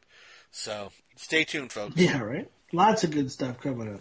Oh, so are we through with AwesomeCon this time? Yes, we're through. If anything, folks, if Big Candy doesn't mind, I wish to sincerely end this rant and open letter to AwesomeCon and you, our listeners, and for putting up with my rant and seemingly downer of I'm bringing you guys down along this long and lonesome road for right now. So, and I hate to use a musical quote in regards to that too, but either way, hopefully great things to come. Come down the pike, and as of this episode, it is. I think we are closing up month 11 right now with this episode, and we're heading into month 12. Let's see how long we can go with original content without resorting to a Electric Eye episode, and try to keep them as far between as humanly possible. Even though I don't mind using them on occasion, I like to keep original content up and about for all of you, our dear listeners. But I still love that intro. What, the one that we usually do? No, or used to do? Yeah. That was the one I put together. It was it was part Rocky Horror Picture Show, part Gorilla Biscuits. I love that intro. It was great. I like the guy that's doing your thing now, like the one that. How'd you get him? What was the story behind that? Yeah, basically, again, folks, since the episode's not over with, for all of you out there, last year, it was early January, on one of the lists I'm happy to promote, that Facebook groups that I'm happy to be on and happy to promote, and it's called Podcast Discovery Center. And George Spike Reel, I hope I'm pronouncing his last name correctly, came on and said, listen, I know it's past December 25th, but I do have a Christmas gift for you guys. And he said, I am one of the radio, not so much DJs or anything like that. I'm one of the voices of Pittsburgh, so to speak. And meaning he went on to describe that he does a lot of the intros and outros for everything. He said, listen, I'm giving away, for the first 30 people, 30 words. The qualification is you have to be one of the 30 people to get in and put in for it. And if you are, 30 words. You give me 30 words, whatever they might be, 30 words in reference to your podcast. And I will read them, I'll run them through, and I'll send them back to you. And I put in just a basic intro, and which was, I think, you are listening to the Lone Coat Mafia podcast. What's Your Geek? And you were listening to Long Coat Mafia podcast, and it was just general, something closer, something, What's Your Geek in a general opener. And he gave us a full minute and maybe minute and a half tops worth of openers, closers, What's Your Geeks, and you're listening to the Long Coat Mafia podcast. And he gave one that was very Italian-esque, and he gave the one that we use for our opener, especially the one that we use as a closer. Yeah. He gave us a minute's worth, if not a minute to a minute and a half's worth of stuff, and for free, absolutely for free as a Christmas gift. And it's easily minimum $100, if not more value. I'm happy for it. I'm happy. I'm proud of it. Yeah, it's very good. It's very good. It's very professional. It's something that I want to say I looked into, and I was very stoked that I was able to do it, because when I put in for it, I asked him, it's like, okay, were they all taken? He said, I'm not sure yet because I haven't checked the site, but the best way for you to know is that you go to the site, the link. He said, go to that link, follow that link. If the submit button is still blue, a solid blue, not like a faded, shaded, like faint blue, then you're able to put in for it. If it's that faint, like it's already been clicked, then you won't be able to put in for it. And I checked. It turns out I was one of 10 people that put in for it and went through all the steps. And because like a week or two later, he said, listen, I still have like 20 other spots, 15, 20 other spots that have not been claimed for my free offer. And at this time, Podcast Discovery Center was over like 1,000 members. And I was like, wow, I so happy, so grateful for it. It's wonderful. I do thank Mr. Spike Reel about it. If you live in the Pittsburgh area, you probably heard him on the radio many, many times. I am happy to say he is our voice of God, to use a George Norrie reference. I will put that claim in because George Norrie has a voice of God in regards to Coast to Coast AM, and Spike is ours, even though we got him for free. Yeah. I will put him on the pedestal like that because it was a great thing he did for the show, a great favor, and a great gift for the show. If he had a professional link on a constant basis, I would submit it out every other week in regards to him getting extra funds and work. I will promote him. If he said I need help getting a word out about a project, I would probably, like what I do with John Johnson and a few others. Even though our open letter's over with, I will say this. I do not want to say too much because I don't think I have his permission. But please send good, positive energy, prayers, and everything else towards John Johnson because he's going through a few things right now. I don't know what I'm liberty to mention in this type of forum in reference to what he's going through. So I will say, whatever you believe in, good energy, prayers, or what have you, please send them towards him. He kind of needs it right now, even though he is in high spirits. When's he coming on the show? I gotta contact him in reference to when he wants to come. I know I made the offer for it. I just want to it could be on a Monday. I just gotta bug him about it. So, because I would love to have him on the show. I think he'd be fantastic for the show. He's a hell of a guy. Very nice. Yeah, he is. He's a very hell of a guy. He does a lot of independent work in regards to movies.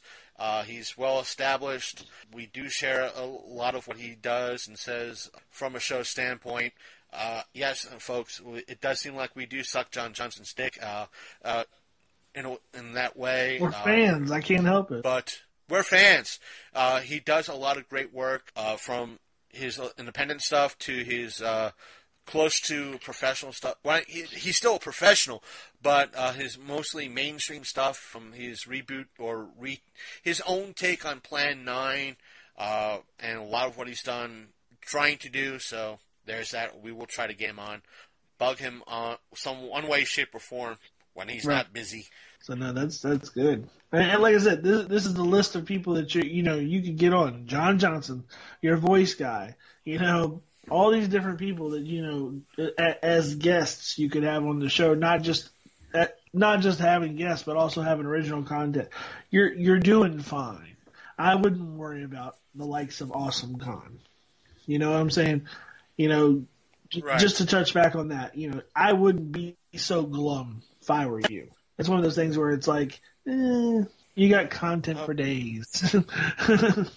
If he wasn't busy running his own business, I'd have a former co-worker of mine. I don't think you've met him. He's a wonderful gentleman. He has almost similar to our sense of humor. Mm-hmm. I'm not going to name names because I don't want people to bug him, but he recently opened his own self-defense class in Winchester. Oh. And it would be nice. I would love to have him on show to promote what he's doing. So maybe after we officially end things, I'll let Big Candy in on his name and who he is. So that way, in regards to certain things, he kind of knows who I am. So that's that. We're kind of rambling on now. So anything you want to bring up, or shall we end it here? I was gonna do one little thing. I was gonna say, touching on our last week's discussion of Black Panther. A lot of things have come up since. I finally watched the reviews. Some were shocking, others were as I expected, and some of the revelations that I came up with in our talk were echoed, surprisingly, by some people. I was surprised to see that most people love the movie, but a lot of black people didn't. That surprised me, and for weird reasons. A lot of it was like, somebody was like, it was like they were under the impression that it was one thing, and when they watched it, it was another. The one that got me, that made me laugh, was I had called it Wakanda a black ethno state. Come to find out, like, the alt-right is praising the movie for that aspect of it, and Make Wakanda Great Again is honestly a hat that they're using now. That's not good. I was surprised to find that Diversity in Comics really liked the movie. I thought he would hate it. And Ben Shapiro liked it but thought it was ridiculous. So it was funny because some of the revelations that I had said, some of the things I had said were echoed exactly, but for the most part people loved the movie. But like, there was just a lot of wokeness and a lot of political stuff that followed with it, and some strange ideas on black culture in America and other things that were just like, people were taking it way too seriously. But other than that, I thought that was some pretty cool stuff. That I finally watched the reviews, and everybody's pretty much vibing on the same thing. That was a good movie, and that's pretty much good to hear. And one last thing on my end, one of the things I did manage to pick up so far, that's kind of, I want to say, it's more personal than anything else. I did pick up a kind of a Nintendo 2DS, and a few games for it. It came with a Super Mario Brothers 2, or the 2DS version of Super Mario Brothers 2. Okay. I'll put it like that, and I got a couple of virtual console games for it, and I picked up a used copy of Pokemon Moon, just basics, so I have something to fiddle with while I'm at, like, the laundromat, or if I do still have remaining funds to go to see Jim Brewer and be at the hotel room, I have something to fiddle with while I'm there.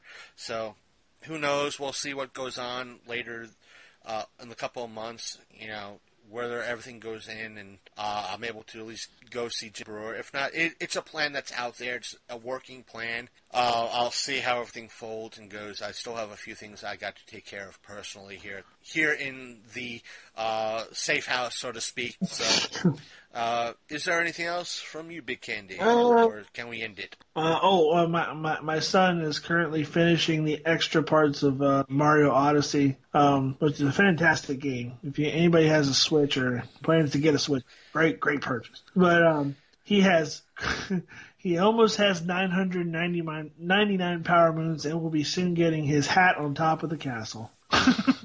And he's 5, and he wants to be a YouTuber. Oh, Lord. But, yeah. So, other than that, I guess that was my gaming news. Oh, he earned enough points or enough money doing the right thing, his job and his not peeing in his pants. He earned enough money to go buy Splatoon 2, a game which I have no idea how to play. Have you ever seen Splatoon? I think I've heard about it, but it's like not really played or... The concept is so friggin' weird. Somehow you're like a little kid, but you're like a squid at the same time. Like you can transform into a squid, and you have ink, and you have to like squirt ink all over the place, and it has to be your color ink to move through. And otherwise, if you get in other colors, you die or you don't move very good. And like you have like access to like paint guns and rollers and all this other stuff, and the one thing that bugs me the most about the game is like how you hold the controllers or the Switch when you're using it is how you view the game. So you're constantly correcting your view with the Y button. He's like an ace with it. I can't stand it. It freaks me out. I'm like, I can't do this. I'm not coordinated enough to play that game, but I'll end it there. Okay, folks, take care, and to all 250 some odd on Twitter who follow us, thank you. To the 840 plus of you on our pod who listen through Podbean, thank you for following us. For the 210 of you on Instagram that follow us, thank you, and for the close to 160 of you on Facebook that follow us, thank you.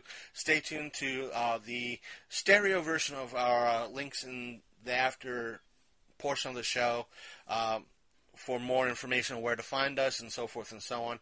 And as above all, thank you for listening. And hello, welcome back. I hope you liked that apology. If it was too much of a downer, I apologize for that. Just one small... Again, if AwesomeCon is listening and you made it this far, thank you, and I might want to give you the following tip. I don't know how you are in other conventions promoting AwesomeCon, but I can tell you this. When we saw your promotional committee or those who chose to promote your March 30th through April 1st event in Otakon this past August, which was several months ago, close to 6, maybe 7 months ago, because it was back in August, they had the attitude of, yeah, whatever. Not only to the fans that were at Otakon, but those like myself who were listed and had press listed on their passes, whereas they should have been up, joyous, and promoting the ever-living heck out of their show, even though it was about 7 months out. Let me put it like this. You got your organization, Awesome Con, was at Otakon in August. Let's count the months, shall we? September, October, November, December, January, February, March. Roughly 7 months, give or take a few weeks. At the most, 8 months. And the best you could tell was, oh, well, when I made the comment that you're having it at the end of March, it was a disappointingly humdrum, meh attitude, like you didn't care who you were talking to. It was riffraff that you were talking to. You didn't care. It was the only dates we can get. That's it. Not, yeah, man, it was where your staff at this event should have been more or less like, yeah, man, it was the only ones we could get, man, but stay tuned, keep with us. Are you on our email list? Come on, man, stay with us. Here, have a card, have two, have a stack. Tell everyone about it. We have a lineup coming down the pike for you, all of you. And I see your press. Don't forget to keep an eye on our website for when the press pass application starts to put in for it, because we want to see you at our event. It's your job to be hype, to be a promotional group out there at your event. That's what a lot of people do, and it seemed to me your organization at that point just didn't care. Didn't want to be there. Didn't care about any other fandoms. Why were they there? Why were you promoting? But I digress. This is the end of the show, and I want to stop being a little bit depressing. And as I said, you guys, you gals, our listeners, our followers, our fans, you are our family, you are our mafia, you are our group, you are part of this thing that we call the Long Coat Mafia Podcast. And on that note, I hope if you're listening to us, and if you have not done so already, please head on to Facebook and like our Facebook page, which is facebook.com/The Long Coat Mafia Podcast. And that way you can stay tuned to news and updates and what we're doing and photos if you choose that route. We're also on Instagram as Long Coat Mafia, and that way you can stay up to date with us photograph wise. We don't really put news updates that way, but it's a decent way to see where we've been. If it's interesting, we take pictures, we post them up there. Not to mention, if you want updates and a little bit of more fan interaction, we're on Twitter. Our Twitter handle is also Long Coat Mafia. That you could also stay up to date with updates and news, a little bit of news and some fun stuff. Just poke us with a stick every now and again to ask us what's going on. Just follow us that way. Follow us on Instagram. And we are now on the new social media app called Vero. It's new. I'm learning it. It's apparently the latest and greatest thing. It has no real algorithms, and it's not pay to play like Facebook is. So if you want, find us on Vero. It's available on Android and iOS software. We're listed as the Long Coat Mafia Podcast. So find us there. Follow us. Make us part of your group. And it's mostly links, and I think you can put a little bit of music. We're learning it as we go, folks. And follow us there. And if you want to if you listen to us on a computer, a desktop, a laptop, you can listen to us online at our Facebook page. And not so much our Facebook page, but our main website, which is thelongcoatmafia.podbean.com. You can stream our episodes that way when we post them up. Again, follow us on Twitter, on Instagram, and on Facebook. We're always posting up when when we post a new episode. And if you miss out, we're always letting you know that a new episode is up and ready available. And plus, you can listen to us on iTunes, the actual iTunes program, on your desktop or laptop. If you're on a mobile device and you wish to listen to us that way, we are available on Apple Podcasts. And we're on the Android side of things, we are available on Google Play Music. But if you don't like any of those services, we are available on Spotify, the Podbean app. Just look for the Long Coat Mafia podcast. Long Coat Mafia, we are there. If you like to, you're more of a YouTube person, we do post.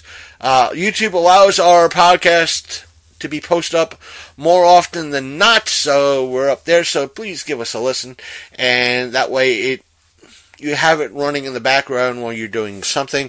And if you have a Alexa, Podbean is available on Alexa. The Podbean app is compatible with it. There is one available. You can install it, listen to our episode, and that way you can also subscribe to us and be one of the 840 plus people who follow us on Podbean using, I believe, the app. So there's that. And all of you who do follow us, thank you. The 150 some odd on Facebook, the 200 and some odd on Twitter, the 200 and some odd on Instagram, the 840 some odd on Podbean. All of you, thank you. And please spread the word, listen, and everything else. We do have a YouTube channel. We still got to post a few things to that channel, including our Mountain Dew rant when we first tried Mountain Dew Ice. So there's that. I'm going to leave it at that, and I won't see, but I will be here next week with something I have no idea what. It could be a creepypasta. It could be another rant episode. We will see what happens over the course of the week. And goodbye. See you all later. And I'll speak to you guys next week. See you next time on the Long Coat Mafia.